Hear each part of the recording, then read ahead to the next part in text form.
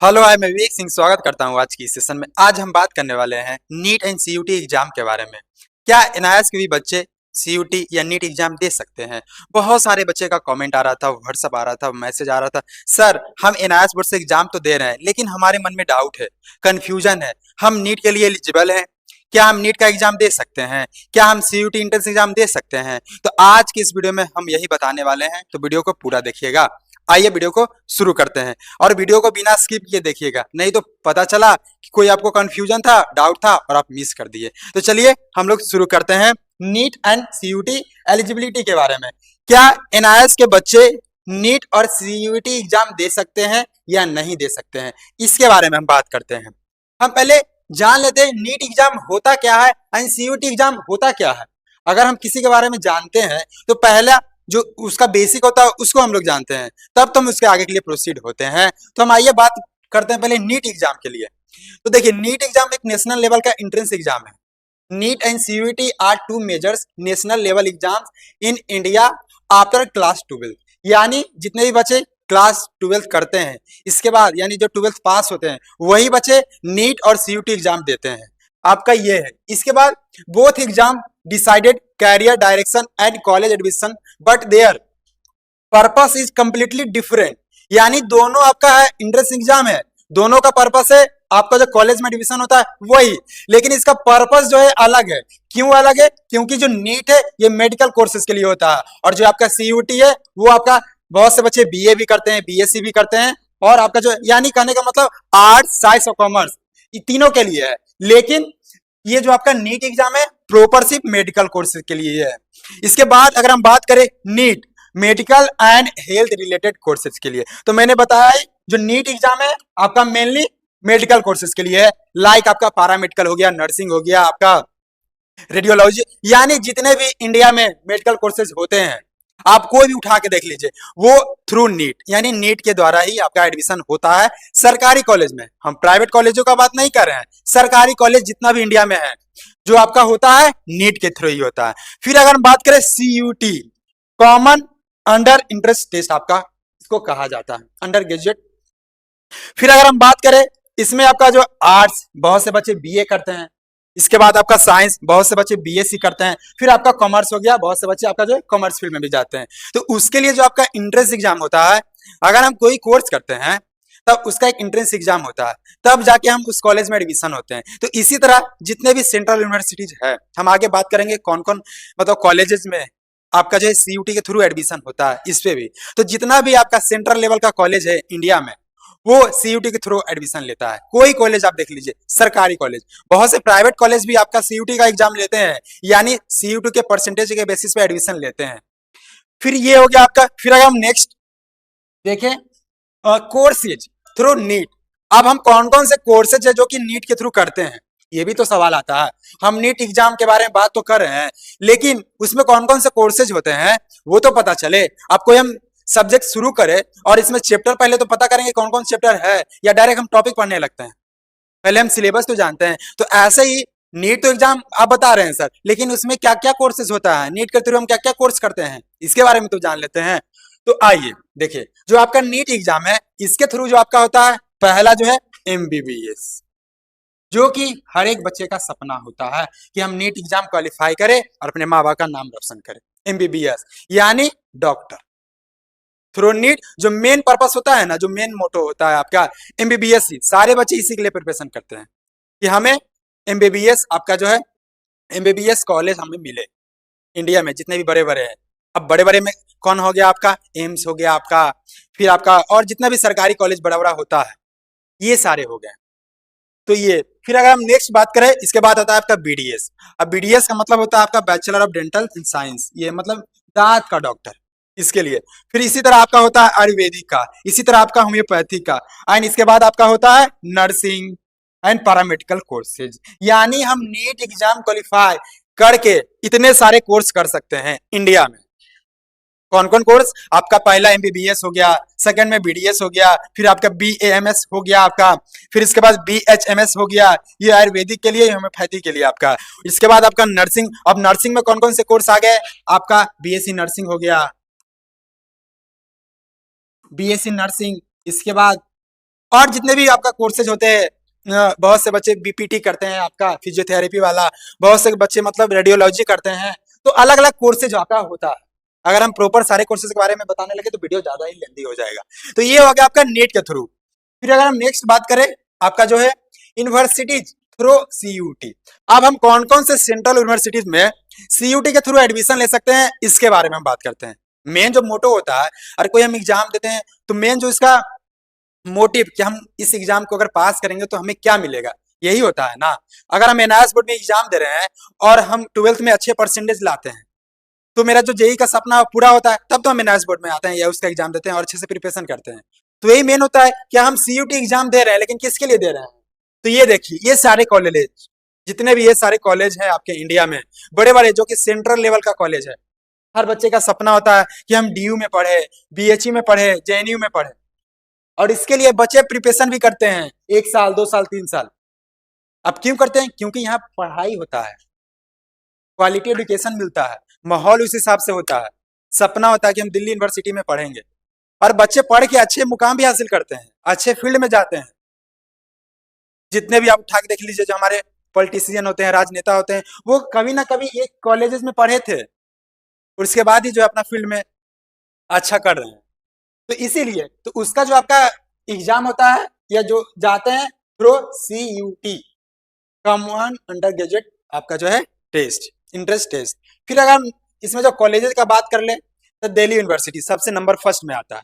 हर एक बच्चे का सपना होता है, जैसे आपका यहाँ नीट में है ना कि सारे बच्चे का सपना है कि हमें एमबीबीएस ही मिले, ऐसे ही सेम आपका सीयूटी में भी होता है। सारे बच्चे का सपना होता है कि हमें दिल्ली यूनिवर्सिटी ही मिले और इससे हम बीए करें, बीएससी करें, ये सपना होता है।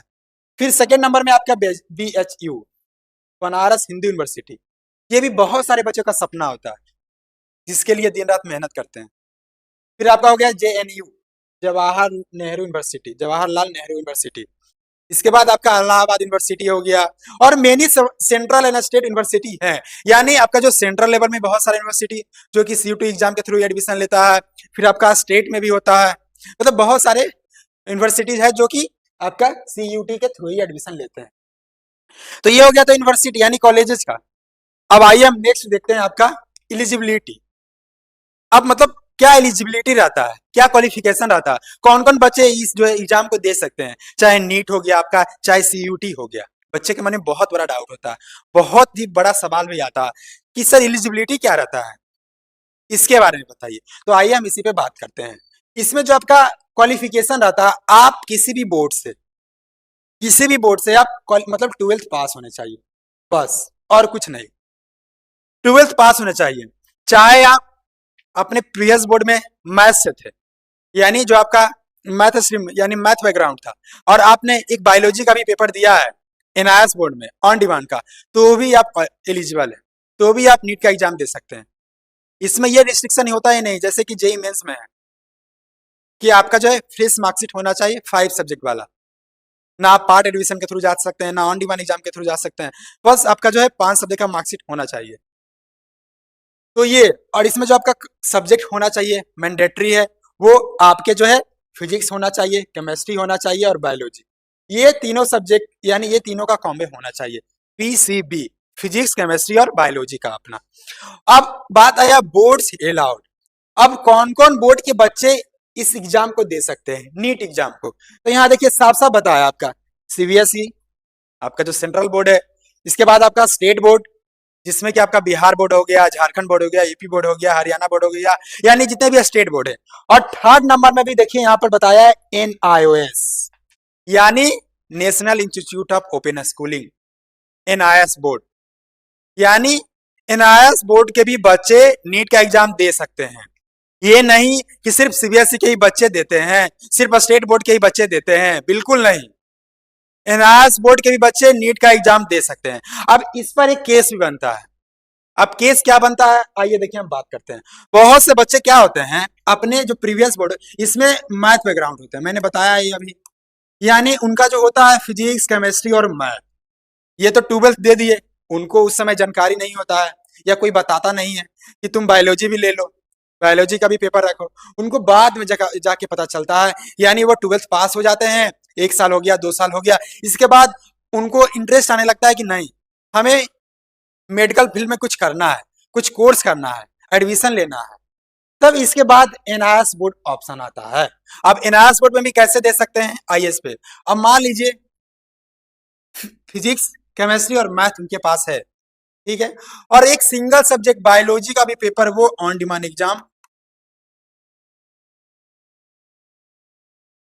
सिंगल सब्जेक्ट बायोलॉजी का एग्जाम ऑन डिमांड का दिए दिए अब बच्चे के मन में ये डाउट आता है, सर ये जो मेरा फिजिक्स, केमिस्ट्री, मैथ और कोई भी लैंग्वेज सब्जेक्ट, इंग्लिश और हिंदी, ये मेरा अपना जो है सीबीएसई बोर्ड का है या स्टेट बोर्ड का है, सीबीएसई बोर्ड का और स्टेट बोर्ड का अपना है, ठीक है, स्टेट बोर्ड। लेकिन जो हम बायोलॉजी का पेपर दिए हैं ये एनआईएस बोर्ड का है, ये तो क्या हम नीट का एग्जाम दे सकते हैं? जी बिल्कुल दे सकते हैं, और कहीं भी कोई प्रॉब्लम नहीं होगा। बहुत सारे स्टूडेंट, हमारे बहुत सारे स्टूडेंट, मतलब ऐसा ही केस था उनका, और उन्होंने एक सिंगल सब्जेक्ट बायोलॉजी का पेपर देके अभी एमबीबीएस कर रहे हैं, ना नर्सिंग का कोर्स कर रहे हैं, बी फार्मा कर रहे हैं, डी फार्मा कर रहे हैं, बीएससी नर्सिंग कर रहे हैं, एएनएम कर रहे हैं। मतलब बहुत सारे ऐसे जो स्टूडेंट हैं उनका केस था, और उन्होंने अपना जो है एक सिंगल सब्जेक्ट बायोलॉजी का पेपर दिए और अभी वो कॉलेज में है, कोर्स कर रहे हैं। बच्चे यहीं पे इनका डाउट रहता है, फंसते हैं, सर मेरा तो बोर्ड अलग अलग हो गया, हम कैसे दे सकते हैं? तो नीट में ऐसा कुछ नहीं होता है, ऐसा कुछ रूल्स नहीं है, जैसा कि आपका जेई मेंस में है कि 5 सब्जेक्ट आपका होना चाहिए, और वो भी फ्रेश मार्कशीट, अलग अलग ड्यूअल मार्कशीट नहीं कि हम आधा सब्जेक्ट का इस बोर्ड से दे दिए, कुछ सब्जेक्ट का इससे दे दिए, नहीं, यानी सेम बोर्ड का होना चाहिए। लेकिन नीट में ऐसा कुछ भी नहीं है, और बच्चों का यही प्लस पॉइंट है, बच्चे के लिए प्रॉफिट है। तो चलिए ये हो गया आपका। तो जितने भी बच्चे उनका मैथ स्ट्रीम है और वो सोच रहे हैं कि हम एक बायोलॉजी का पेपर अप्रैल 2026 में दे और अपना जो है सपना पूरा करे या कोई मेडिकल कोर्स करे, उनके लिए भी हमारे पास एक फीचर्स है प्री बुकिंग का।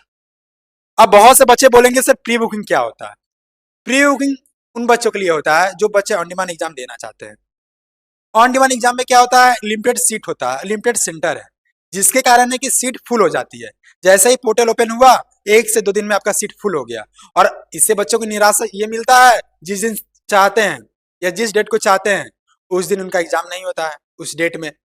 लेकिन जितने भी बच्चे प्री बुकिंग करवाते हैं हमसे, तो उनका एक मतलब लिस्ट तैयार होता है, और जैसे ही पोर्टल ओपन होता है हमारी सारी टीम मिलकर जिस दिन चाहते हैं उसी डेट को, उसी दिन 1 से 2 दिन में या उसी दिन सारे बच्चे का रजिस्ट्रेशन हो जाता है। इससे बच्चों को फायदा होता है, बेनिफिट होता है, जल्दी जल्दी एग्जाम हो जाता है आपका जिस दिन चाहते हैं, और उसी हिसाब से आपका जो है रिजल्ट आ जाता है, मार्कशीट आ जाता है, और बच्चे अपना जो है कोई कोर्स करना चाहते हैं वो एडमिशन ले लेते हैं कॉलेज में। तो ये आप, तो जितने भी बच्चे अगर प्री बुकिंग करवाना चाहते हैं तो ये हमारे टीम का कॉन्टेक्ट नंबर है, आप इस नंबर पर कॉल कर सकते हैं, व्हाट्सअप कर सकते हैं, नहीं तो आप पेमेंट का भी डायरेक्ट स्क्रीनशॉट शेयर कर सकते हैं। हमारी टीम विद इन 5 मिनट में आपको रिटर्न कॉल करेगी या आपका जो मैसेज का रिप्लाई करेगी। तो ये हमारे सारे टीम का कॉन्टेक्ट नंबर है। अगर आपको कोई कोर्स रिलेटेड भी क्वेरी है तो भी आप मैसेज कर सकते हैं इस नंबर पर। अगर एडमिशन या कॉरेक्शन या रजिस्ट्रेशन करवाना चाहते हैं एनआईएस में तो भी आप इस नंबर पर मैसेज कर सकते हैं। और ये अगर आपको कोई डाउट भी होता है, जनरल इंक्वायरी, तो भी आप इस नंबर पर मैसेज कर सकते हैं। अब आइए हम अपने टॉपिक पे आते हैं, ये सीयूटी। अब सीयूटी में भी एलिजिबिलिटी होता है, तो यहाँ देखिए, ट्वेल्थ ट्वेल्थ पास होने चाहिए, और आपका सीबीएसई बोर्ड के बच्चे देते हैं, स्टेट बोर्ड और अपना एनआईएस बोर्ड के बच्चे तो देते ही हैं। और इसमें एज लिमिट ऐसा कुछ होता नहीं है, वो डिपेंड करता है यूनिवर्सिटी पर। और इसके बाद है जो आपका NIS student can take CUET and get admission in central university, यानी एनआईएस के भी बच्चे, एनआईएस के भी स्टूडेंट सीयूटी का एग्जाम देते हैं और सेंट्रल यूनिवर्सिटी में एडमिशन और अपना जो है कॉलेज करते हैं। आइए नेक्स्ट एग्जाम। तो आपका जो नीट एग्जाम होता है वो ऑफलाइन होता है, और जो टोटल क्वेश्चन आपके 200 पूछे जाते हैं, और जो अटेम्प्ट 180 आपको अटेम्प्ट करना होता है, जिसमें कि आपका सब्जेक्ट वाइज क्वेश्चन 45, बायोलॉजी 90, यानी बायोलॉजी का जो वेटेज आपका है ज्यादा है, बायोलॉजी का जो आपका वेटेज है वो ज्यादा है आपका, बायोलॉजी का टोटल मार्क्स 720, ये हो गया। और जो आपका मार्किंग स्कीम होता है, अगर आप एक गलत करते हैं तो -1, और एक सही करते हैं तो +1, यानी 4 नंबर, ये हो गया। और 3 घंटा आपका जो है टाइम दिया जाता है, यानी 3 आवर्स, ये हो गया आपका। फिर अगर हम नेक्स्ट देखें सीयूटी, तो ये ऑनलाइन होता है, CBT mode. Computer based test होता है आपका, यानी ऑनलाइन आपको कंप्यूटर पर देना होता है। और जो क्वेश्चन होते हैं एमसीक्यू, मल्टीपल चॉइस क्वेश्चन, और ये आपका मीडियम हिंदी में भी अवेलेबल होता है और इंग्लिश में भी। और मार्किंग स्कीम इसमें अगर आप एक सही करते हैं तो 5 नंबर, और अगर आप एक गलत करते हैं तो -1, 1 नंबर काट दिए जाते हैं। टाइम जो आपको मिलता है लगभग सेम आपका वही मिलता है, 2 घंटे का, 45 से 60 मिनट पर सब्जेक्ट आपका ये हो गया। हाँ, तो मैंने बता दिया आपको नीट एंड सीयूटी एग्जाम के बारे में। बहुत सारे बच्चे का ये डाउट आता था और कमेंट भी आता था हर वीडियो में, यही सर हम नीट का एग्जाम देना चाहते हैं, तो क्या हम एनआईएस बोर्ड से पास होके नीट का एग्जाम दे सकते हैं? हम सीयूटी एंट्रेंस एग्जाम देना चाहते हैं, तो क्या हम दे सकते हैं? तो जो बिल्कुल आप दे सकते हैं, आपको कोई भी प्रॉब्लम कभी भी नहीं आने वाला है, कोई रिस्ट्रिक्शन नहीं होगा आपको कि नहीं सिर्फ सीबीएसई या स्टेट बोर्ड के ही बच्चे नीट एग्जाम देते हैं और क्वालिफाई करते हैं, या आपका सीयूटी एंट्रेंस एग्जाम देते हैं। आपको सारे बोर्ड, जैसे मैंने बोला तो आपका, जैसे आपका सीबीएसई बोर्ड का वैल्यू है, स्टेट बोर्ड का वैल्यू है, सेम आपका एनआईएस बोर्ड का वैल्यू है, दोनों यानी सारे बोर्ड बराबर है आपको। ये नहीं कि ये ओपन बोर्ड है इसमें रेगुलर स्कूल नहीं होता है तो वो अलग हो गया, नहीं, आपका सेम वैल्यू है, चाहे मार्कशीट हो चाहे आपका कुछ भी हो, आपका सेम होता है वैल्यू, सेम वैल्यू है आपका। तो चलिए इसी के साथ मिलते हैं नेक्स्ट वीडियो में। जय हिंद, जय भारत।